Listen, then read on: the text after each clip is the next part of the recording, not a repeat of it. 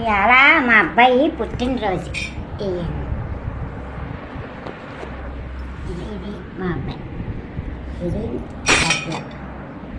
ఇది చిన్న కొడుకు, ఇది భోజనం.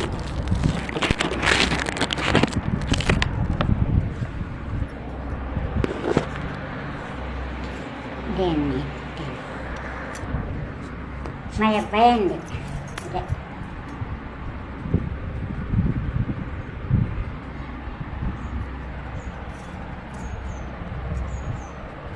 ఈనాడే బాబుని పుట్టినరోజు, ఈ ఇంటికి